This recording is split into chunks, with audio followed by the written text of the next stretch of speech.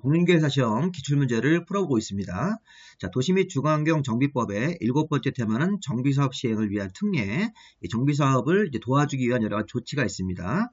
자, 문제를 보시면, 자, 1번 문제 보겠습니다. 1번 문제가 정비사업 시행을 위한 조치에 관한 설명이다. 틀린 것은, 자, 사업 시행자는 주거환경 개선사업 시행으로 철거되는 주택 소유자 등이 있으면, 자, 우리 주거환경 개선사업은 저소득층들이 있기 때문에 그분들이 철거가 되면 갈 데가 없으니까, 자, 정비구역 내외에 소재한 임대주택 같은 거에다가 임시로 거주시키거나 철거민들을 임시로 거주시키거나 아니면 이사갈 수 있게 주택자금, 융자할수 조치를 전세금 같은 거 대출, 자, 의무적으로 하여한다. 맞습니다. 자, 우리 관련 그 앞에 이론을 보시면 주거환경 개선 사업과 재개발 사업 같은 거 할 때만 이 재건축은 아닙니다. 의무가 주거환경 개선과 재개발 사업 할 때는 이렇게 임대주택 같은 데다가 임시로 거주시키거나 융자할수 조치를 의무적으로 해야 됩니다. 자, 특히 2번 보시면 국가가 사업 시행자로부터 1번의 임시 수용설에 필요한 건축물의 사용 신청을 받았을 때는, 자, 기본적으로 사용 신청을 거절할 수 없는데 이미, 자, 그 건축물에 대해서 제3자와 이미 매매 계약이 체결되어 있는 경우에는 사용 신청을 거절할 수 있는 것이죠. 자, 맞습니다. 이거. 그래서 우리가 1번 지문에 이어서 이어지는 거죠. 여기 보시면 임대주택 같은 것들을 임시로 이렇게 지어서 임시로 철거민들을 거주시키기 위해서 이 주거환경 사업의 사업 시행자는 국가나 지방자치단체, 공공기관이나 어떤 개인들한테 땅을 좀 사용하자 이렇게 사용 신청을 할 수 있습니다. 또는 건물 같은 것도 사용 신청할 수 있는데 특히 국가나 지자체는 사용 신청을 받으면 사용 신청을 거절할 수 없습니다. 원칙. 그런데 제3자와 이미 매매 계약 같은 게 체결되어 있을 때는 사용 신청을 거절할 수 있다고 해석하면 되겠습니다. 3번 주거환경 개선 사업에 따라서 건축 허가를 받은 때에는, 자, 국민주택 채권, 자, 우리가 건축 허가를 받을 때는, 자, 이 국민주택 채권이라는 걸 의무적으로 사야 되는데 이 주거환경 개선 사업은 여기 사시는 분들이 저소득층이기 때문에 국민주택 채권 매입 규정을 적용하지 않고 배제합니다. 그래서 3번 질문 틀렸네요. 지금 틀린 걸 찾는 거니까 이 3번이 답입니다. 자, 4번 정비사업 시행으로 전세권 등의 설정 목적을 달성할 수 없을 때는 이제 정비사업을 하면서 이제 뒤에 가서 배울 건데 이제 관리처분계획 인가가 딱 떨어지면 철거해야 되기 때문에 거기 살고 있는 전세권자나 지상권자나 임차인들은 나가야 됩니다. 그래서 계약을 해지할 수 있습니다. 그래서 보시면, 자, 정비사업의 시행으로 인해서 전세권 등의 설정 목적을 달성할 수 없죠. 왜냐하면 이제 그 전세권의 설정 목적인 건물이 철거되기 때문에 그러면 그 당사자들은 계약을 해지할 수 있으니까 권리자도 계약을 해지할 수 있습니다. 자, 5번 재건축 사업을 시행할 때 조합 설립 인가일 현재 조합원 전체 공동소유 토지일 때는 이 조합이 사업 시행자로 지금 설립이 됐기 때문에 조합의 소유로 보는 겁니다. 조합원 전체 소유의 토지는, 조합원 전체 공동소유 토지는 일단 사업하는 기간 동안은 조합 소유의 토지로 보는 것이 맞죠? 5번 질문도 맞습니다. 정답은 3번으로 보시면 되겠습니다. 자, 2번 문제. 자, 우리 정리법에서는 대행자라는 사람이 있죠. 조합을 대신해서 사업시행자로 들어가는 자, 그 다음에 지정개발자라는 2차 민간시행자로 변경되는 케이스, 뭐 시공자가 있는데 이게 상당히 어렵습니다. 사실은 개념이. 앞에 이론을 좀 잘 들어보시겠습니다. 자, 먼저, 자, 사업시행자에 관한 설명이다. 틀린 것은, 자, 정비사업을 대신하러 온 대행자는 사업시행자인 조합에게, 조합을 대신해서 대행자가 사업을 대신했으니까 보수나 비용 상환 청구를 할 수 있고, 나중에 이제 보수나 비용 상환 청구를 했는데 안 주면 원 사업 시행자한테 귀속될 건축물을 압류할 수 있습니다. 그래서 이게 이제 사업이 다 끝난 다음에 완공된 아파트를 사업 시행자 조합에게 넘겨줄 건데 이 대행자가 자기가 대신했을 때는 보수나 비용을 받아야 되는데 그런 걸 사업 시행자한테 지급 청구를 했을 때 안 주면 귀속될 건물을 당연히 압류할 수가 있는 것입니다. 자, 두 번째, 시장 운수 등이 아닌 사업 대행자는, 자, 사업 시행자한테, 자, 사업 대행자가 대신 사업을 해주는데 사업 시행자인 원 조합에게 재산상 부담을 가하는 행위를 하고자 하는 때에는 미리 당연히 시장군수 관청한테 승인을 얻어야 된다. 맞습니다. 대행자가 업무를 함부로 하면 안 된다는 것입니다. 대행자는 원 사업 시행자를 대신해서 사업하는 대행자이기 때문에 원 사업 시행자한테 재산상 부담을 가하는 행위를 할 때는 관청, 시장군수 등 시군구청장한테 승인을 얻어야 되는 것입니다. 시장군수 등이 시군구청장을 말하는 겁니다. 그래서 맞는 질문이고 3번 질문. 자, 이거 앞에서 나왔던 질문하고 비슷한데 이거 좀 틀렸습니다. 주거환경 개선 사업의 사업 시행자가 임시 수용시설을 설치하기 위해서 국가나 지방자치단체에게 사용 신청을 하면, 자, 지방자치단체 같은 경우는 이 사용 신청을 거절할 수 없는 게 원칙인데 다만 제3자와 이미 매매 계약을 체결한 경우라면 사용 신청을 거절할 수 있는 것입니다. 그래서 이게 좀 틀렸죠. 국가나 지방자치단체가 자, 사용 신청을 받았을 때 임시 수용을 위해서 좀 땅이 필요하니까 사용 신청을 할 수 있습니다. 국가나 지방자치단체에게.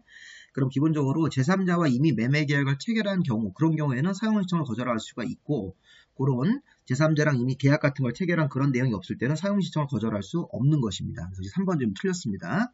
제3자와 이미 매매 계약을 체결했다면 이 제3자를 보호하고 이 사람의 신뢰를 깨면 안 되기 때문에 거절할 수 있다고 봐야 됩니다. 자, 4번. 자, 사업시행자는 선정된 시공자와 공사에 관한 계약을 체결하는 경우, 자, 이제 시공자랑 공사계약 체결할 때, 자, 시공자가 아파트를 지어주는 건설회사죠. 그럼 아파트 건설에 관한 계약을 체결할 때는 기존 건물 낡은 거를 철거해야 되기 때문에 철거에 관한 공사 내용도 포함하게 되어 있습니다.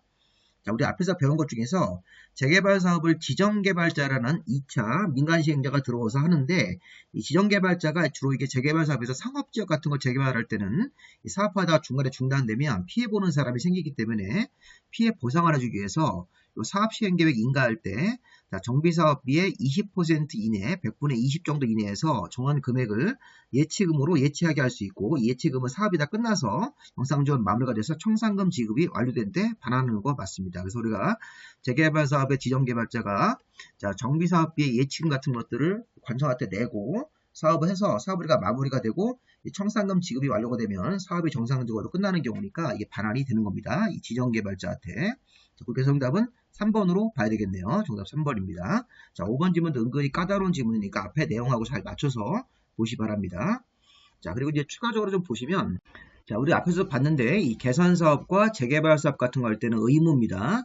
자, 철거되는 주택 소유자나 세입자를 위해서 임시 거주 같은, 자, 임대주택 같은 걸 지어서 임시 거주시키거나 이사갈 수 있게 융자소 조치를 의무적으로 해야 되는데, 자, 그 임시 거주지 같은 걸 건설하기 위해서 땅이 필요하니까, 자, 국가나 지자체, 공공단체나 개인의 어떤 시설이나 건물 같은 거라든가 토지를 일시 사용할 수가 있습니다. 특히 국가나 지방자치단체는 이 두 개는 사용 신청을 받은 경우에는 사용 신청을 거절할 수 없습니다. 그런데 여기 분홍색으로 표현된 제3자와 이미 계약을 체결한 경우, 제3자랑 이미 제3자한테 이미 사용허가를 내준 경우, 자, 이렇게 사용 신청 이전에 사용 계획이 확정된 경우, 이런 경우는 정당한 이유가 있으니까, 자, 이런 경우를 제외하고는 사용 신청을 거절할 수 없으니까, 이런 경우가 있다면 사용 신청을 거절할 수 있다고 봐야 되겠습니다. 그리고 사용료도 면제입니다. 국가나 지자체는 사용료를 청구할 수 없다는 것입니다. 그리고 이제 임시 거주시설 같은 것들 줬다가 나중에 사업이 다 끝나면 30일 안에 임시 거주시설을 철거하고 국가나 지방자치단체 원상 회복하고 반환을 해야 되는 것이죠. 자, 이렇게 해서 이제 우리가 국가나 지방자치단체가 사용 신청을 받으면 기본적으로 사용 신청을 거절할 수 없는 건데, 이 분홍색 사유가 있을 때는 사용 신청을 거절할 수 있다고 해석하면 되겠습니다. 자, 대행자 같은 경우도 한번 볼까요? 자, 대행자는 간단하게 보시면 시장문수 등이 조합이 사업을 하다가 장기간 사업이 지연되거나 조합원들끼리 권리관계 어떤 분쟁이 생겨가지고 이 조합이 사업을 계속 추진하기 어려우면 이 조합을 대신해서, 이게 핵심입니다. 조합이나 토지 등 소유자를 대신해서 시장문수 등이 직접 대행자로 들어오거나 지정개발자 같은 사람이나 토지주택공사 등 이런 사람들을 조합을 대신해서 사업을 하게 할 수 있습니다. 조합이 해산되는 게 아니라 조합은 그대로 있고 조합을 대신해서 시장문수 등이나 지정개발자 같은 신탁업자라든가 이런 사람들, 자, 토지주택공사 등이 대행자로 들어올 수 있습니다. 자, 대행자는 원시행자한테 보수나 비용 상환 청구할 수 있고 이자도 청구할 수 있습니다. 그리고 사업시행자한테 나중에 보수 비용 상환 청구를 했는데 돈을 안 주면 사업시행자 원조합에게 넘겨줄 그 아파트 같은 대지나 건물을 압류할 수 있습니다. 자, 대행자는 자기 이름과 시행자 계산으로 업무를 행하고 재산을 관리하도록 되어 있죠. 자, 이거 민법의 대리처럼 이게 시행자 이름과 시행자 계산 이렇게 하면 안 됩니다. 이거는 이제 자기 이름으로 사업을 하지만 나중에 경제적인 효과 같은 것들은 원 시행자인 조합에게 넘겨주는 겁니다. 자, 아까 문제 나왔던 거죠. 대행자는 사업 시행자한테 재산상 부담을 가하는 행위를 하려면 시장무수등한테 승인을 받아야 되는 것. 이렇게 한번 눈으로 한번 쭉 보시기 바랍니다. 네, 3번 문제 넘어가 보겠습니다. 재건축 사업에 관한 설명이다. 옳은 것은, 정비기반시설이 양호하고 노후불량한 공동주택이 밀집한 지역에서는 재건축 사업하는 거 기억 맞네요. 자, 그 다음에 이제 재건축 사업의 추진위원회가 조합을 설립하는 때에는, 자, 이거 앞에서 배운 거죠. 재건축 추진위원회가 조합을 설립할 때는, 자, 재건축은 기본적으로 공동주택을 대상으로 하면서 주택 단지 안에서, 이게 주택 단지라는 말이 있으니까, 단지 안에서 각 동별 구분 소유자 과반수하고 전체 구분 소유자 그다음에 4분의 3, 전체 면적의 4분의 3이기 때문에 동요건이 완전히 틀립니다, 이거. 그래서 우리가 기본적으로 전체만 따지더라도 전체 구분 소유자 4분의 3, 전체 면적 4분의 3을 둘 다 받아야 되기 때문에 3분의 1 틀렸고 각동이란 말이 빠졌으니까 틀렸습니다. 그래서 재건축 추진위원회가 조합 설립할 때는 일단 각동별 구분 소유자 과반수 이상, 과반수 넘게 동의를 받아야 되고 전체 구분 소유자의 4분의 3 이상 동의 및 전체 면적의 4분의 3 이상 동의를 얻어야 되는 것입니다. 4분의 3, 4분의 3이죠. 자, 우리 주거환경 개선 사업에 따른 건축 허가를 받았을 때, 이거 앞에서 배운 거네요. 자, 주거환경 개선 사업에 따라서, 자, 건축 허가 같은 거 받았을 때는 국민주택 채권을 원래는 매입을 해야 되는데, 이제 가난한 우리 저소득층이 사는 주거환경 사업 이런 경우는 국민주택 채권 매입 규정을 적용하지 않습니다. 맞네요. 자, 투기과열지구에서, 자, 우리가 재개발은 관리처분계 인가 후고, 재건축은 조합 설립 인가 후, 재건축 사업 지역에서 토지 등을 매매나 증여 등으로 양수한 사람은 매매로 소유권을 넘겨받지만, 자, 매도인의 조합원지위를 승계할 수 없는 것이죠. 투기과열지구 재건축일 때는 조합 설립 인가 후부터 이게 조합원지위 이전이 금지되게 되어 있습니다. 원칙적으로. 그래서 양도자 지위를 승계하는 게 아니라 승계 못하는 것이죠. 자, 니은, 리을 틀렸고 기억 디귿이 맞네요. 정답이 2번으로 봐야 되겠습니다. 잘 보십시오.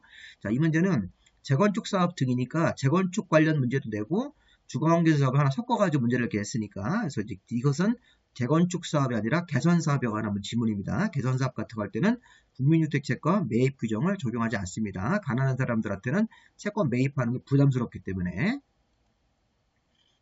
자, 그래서 보시면 조합원 이전 지위 제한 이거 한번 내용 간단하게 보겠습니다.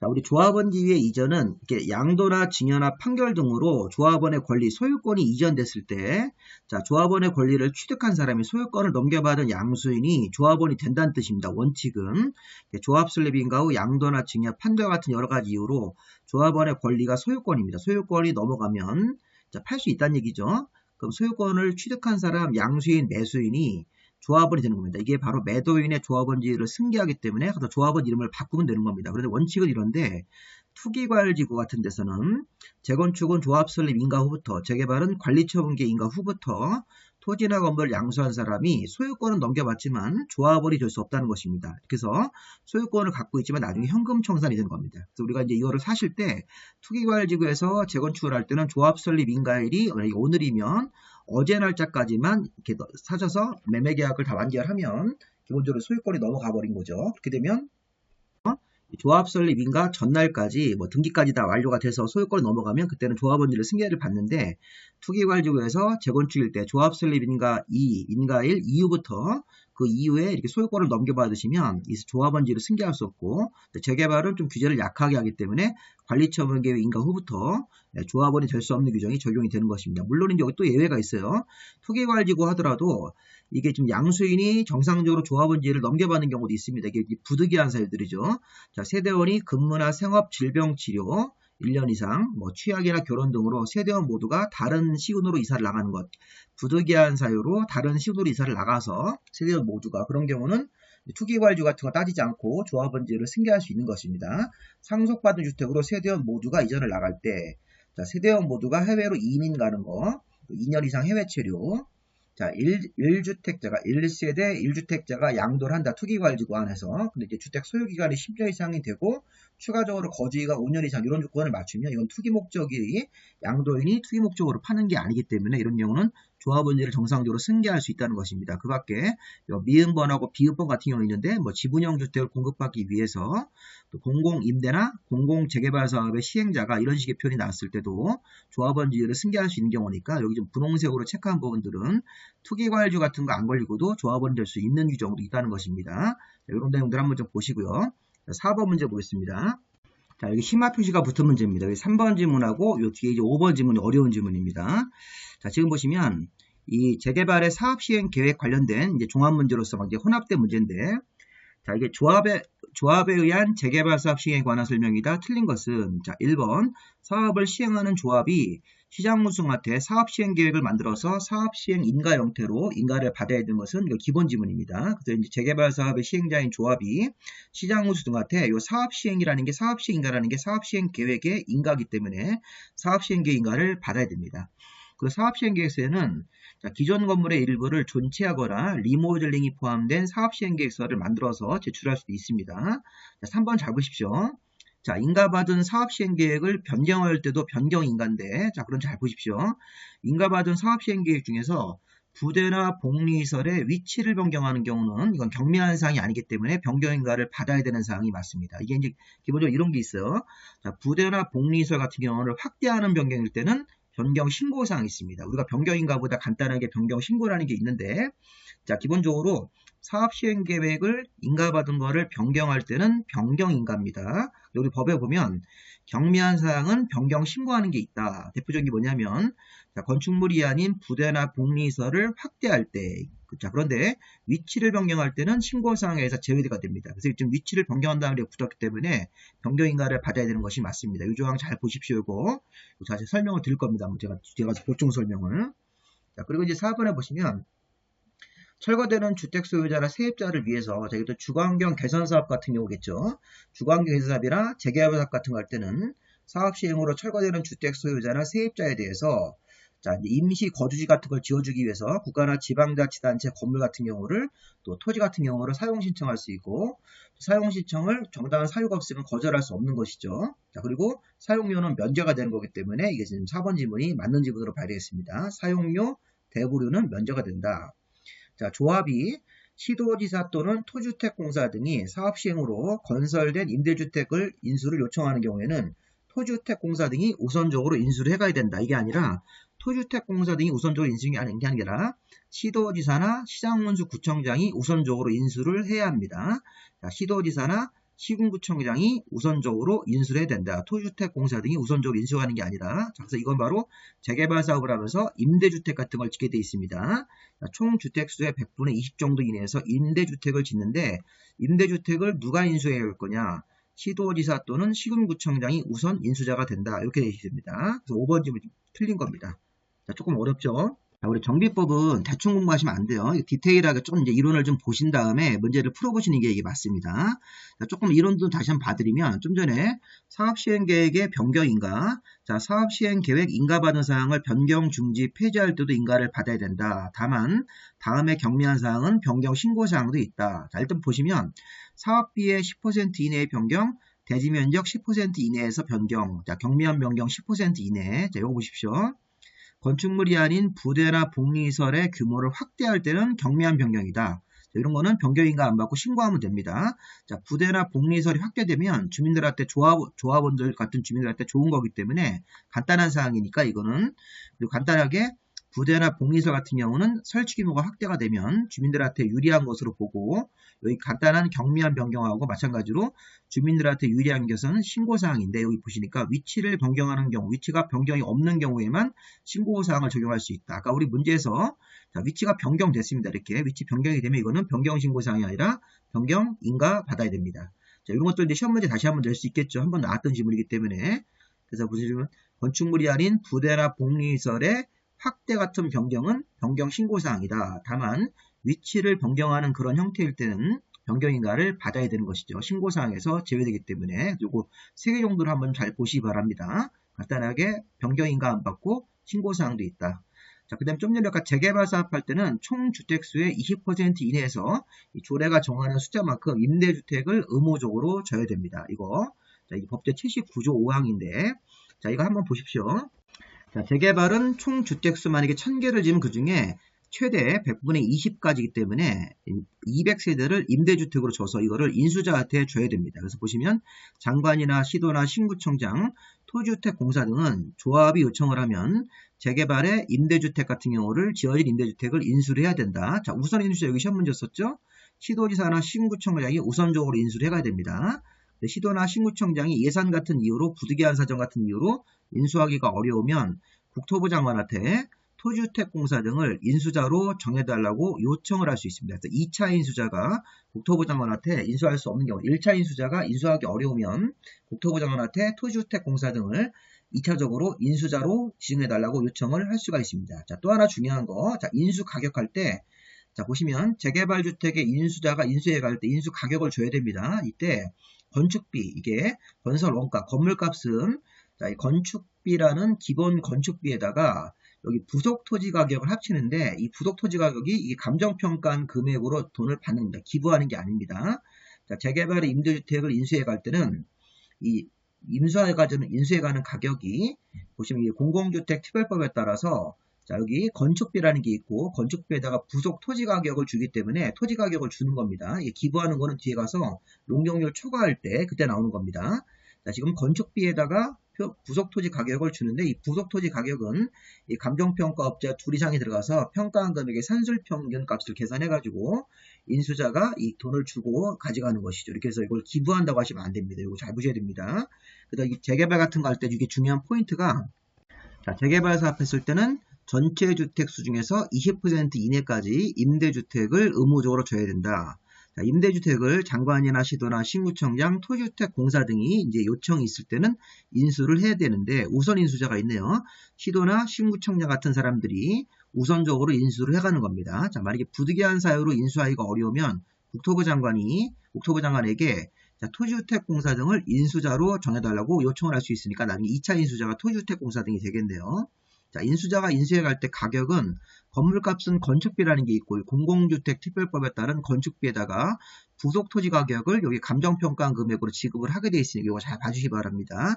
재개발에 임대주택 같은 걸 줘서 인수자가 인수해 갈 때는 건물값도 주고 땅값도 감정가격으로 줘야 됩니다. 자, 이 부분을 잘 보시기 바랍니다. 자, 5번 문제.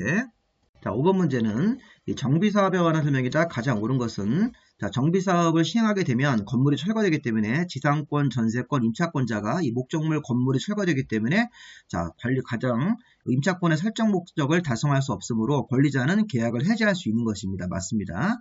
자, 그럼 계약을 해지하는 권리자가 계약을 해지하면서 자, 건물주, 즉 토지 등 소유자한테 이 전세금, 보증금을 받아 나가야 되는데 이 건물주도 이 전세금, 보증금을 준비하기가 어렵기 때문에 이거를 사업시행자인 조합에게 먼저 청구할 수 있습니다. 그래서 이 사업시행자 조합이 대신 변제해주는 그런 규정이 있습니다.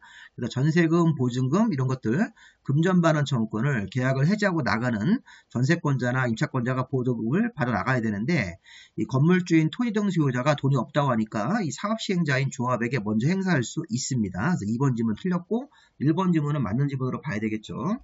자, 옳은 걸 찾는 거니까 답이 1번으로 봐야 되겠네요.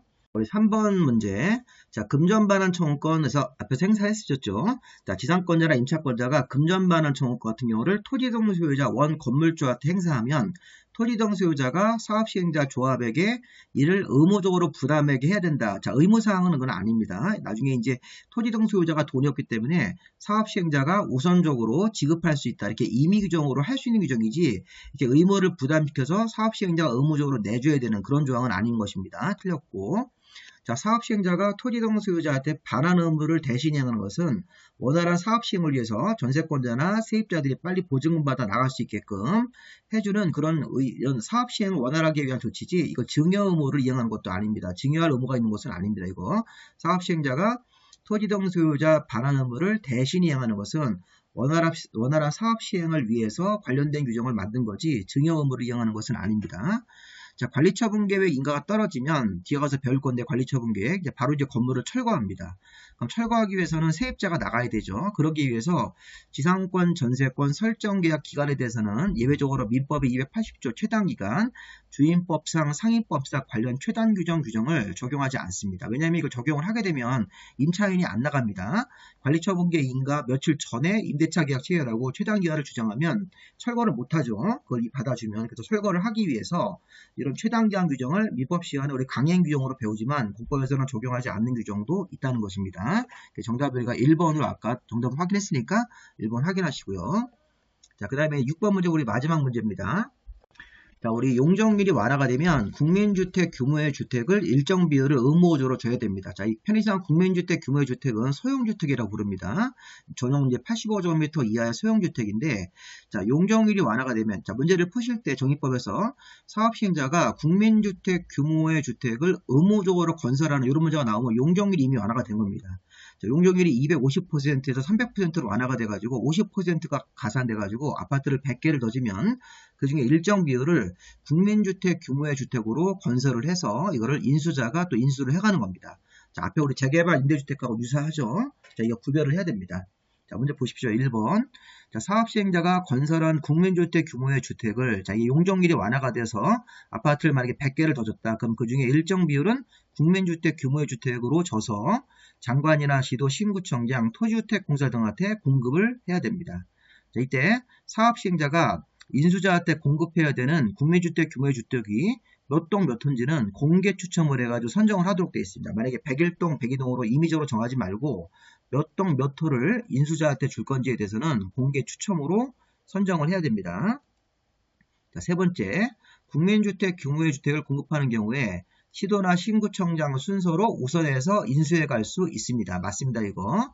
자, 시도나 신구청장 순서 1순위가 시도지사, 2순위가 신구청장이 되는 겁니다. 우리 앞에서 재개발의 임대주택을 인수할 때는 시도지사 또는 신구청장이 우선 인수자인데 여기서 이제 서열이 있습니다. 이쪽에서는 국민주택 규모의 주택을 공급할 때는 시도지사 그 다음에 신구청장 순서이기 때문에 1순위가 시도지사, 2순위가 신구청장 2순위로 우선해서 인수할 수 있습니다. 그리고 인수자한테 공급하는 토지 가격이 기부입니다. 기부. 토지 가격은 자, 왜냐면 용적률이 완화가 되어서 보너스를 받은 거기 때문에 건물값만 지급하고 건물값만 지급을 하는 거고 이 토지 가격은 기부로 하도록 되어 있습니다. 자, 이렇게 해서 이게 4번 질문도 맞고 그다음에 시도지사나 신구청장이 아까 우리 우선 인수자 있었죠. 시도지사, 신구청장 순서로 우선해서 인수를 해가는데 이것도 불가피한 사유로 인수할 수 없는 경우에는 자 토지주택공사가 인수를 해가는 게 아닙니다. 이거는 이거 틀립니다. 재개발하고 다릅니다. 이거는 이 부분은 국토부 장관한테 인수자 지정을 요청하도록 되어 있습니다. 시도지사가 자 부득이한 사유로 인수할 수 없는 경우에는 시도지사가 국토부 장관한테 인수자를 지정해달라고 요청을 해야 됩니다. 굉장히 어렵죠. 그 정답이 5번이 되는 겁니다. 5번 틀렸습니다. 나머지 질문들 다 맞고요. 관련 이론 조금 봐드리겠습니다. 용적률이 완화가 됩니다. 그러면 자 이게 만약에 정비계획상 용적률이 250% 근데 심의를 거쳐가지고 국토계획법상 법적 상한 용적률인 300%까지 이렇게 더 올려가지고 50%를 가산할 수 있다고 생각하시면 되겠습니다. 자 어디에서 재개발 재건축을 서울, 경기도 같은 과밀 업적권역인데 이게 주거지역과 준공업지역에서만 적용이 되는 겁니다. 자 준공업지역이 추가됐죠. 1월 19일부터. 그래서 요 준공업지역이 추가돼서 주거지역과 준공업지역에서 이 재개발, 재건축 사업 같은 거 할 때는 용적률이 이렇게 가산될 수 있습니다. 원래 정비계획상 용적률이 250%인데 이거를 심의 거쳐서 뭐 국토계획법상 법적 상한 용적률 300%까지 이렇게 만약에 뭐 3종 일반 주거지역이면 원래가 250짜리인데 300%까지 이런 장소에서 자 그러면 이제 거기서 용적률이 50% 증가되면 아파트를 100개를 더 짓는다고 생각하시면 됩니다. 아파트를 100개를 더 지면 그 중에서 과밀업적권역에서 재건축은 최대 50%까지 재개발 사업은 요게 최대 75%까지를 국민주택 규모의 주택으로 줘야 됩니다. 임대주택이 아니라 자, 소형주택인 소형 사이즈인 국민주택 규모의 주택으로 건설해 줘야 된다. 이렇게 문제는 뭐냐면 인수자가 있죠. 인수자가 국토부 장관, 시도, 신구청장, 토지주택공사에게 공급을 해서 이 사람들이 인수자가 되는데 자 여기 인수를 해가는 그 주택은 공개 추천 방식으로 선정하도록 되어 있고요. 자, 우선 인수자가 시도, 시군구청장 순서대로 인수를 해가기 때문에 시도지사가 1순위 우선 인수자, 2순위 신구청장 순서 2순위로 인수를 해가는 건데 자, 인수할 수 없는 상황이 생긴다면 자, 토지주택공사가 인수해가는 게 아니라 국토부 장관한테 인수자 지정을 요청하도록 되어 있습니다. 국토부 장관한테 시도지사가 인수자 지정을 요청하는 거니까 우리 재개발 같은 거 할 때는 자, 국토부 장관한테 토지주택공사 등을 2차 인수자로 지정을 요청하는 건데 지금은 토지공사라고 확정하지 않고 자, 국토부 장관한테 그냥 인수자 지정을 요청하도록 되어 있습니다. 우선 인수자가 인수하기 어려우면요. 이렇게 굉장히 재개발 부분하고 헷갈립니다. 재개발에 임대주택을 지어서 이렇게 그 인수자가 인수하는 것도 있고 그 다음에 우리 정비법에서도 또 추가적으로 용적률이 완화가 되어서 일정 비율을 국민주택 규모의 소형주택을 지었을 때 여기서 또 그런 것들을 누가 인수해 갈 거냐 이때 1차 인수자가 있고 2차 인수자는 국토부 장관한테 인수자 지정을 요청하는 거지 토지공사라고 정하면 안 됩니다. 자, 인수 가격도 주택 공급 가격은 표준 건축비라는 건설원가, 건물값은 건축비고 이 토지 가격은 기부 체납입니다. 이거 토지 가격은 지급하지 않는다는 것을 잘 기억하셔야 됩니다. 왜냐하면 용적률이 보너스로도 가산돼서 인수자가 일정 비율을 가져갈 때는 땅값은 안 줍니다. 아까 재개발 임대주택 같은 경우는 감정 가격을 지급했는데 그거 잘 한번 이렇게 문제를 통해서 확인해 보시기 바랍니다. 자, 여기까지 마무리하겠습니다. 이렇게 해서 6번 문제까지 풀어보시면 되겠습니다. 내용이 좀 길지만 잘 들어보시기 바랍니다.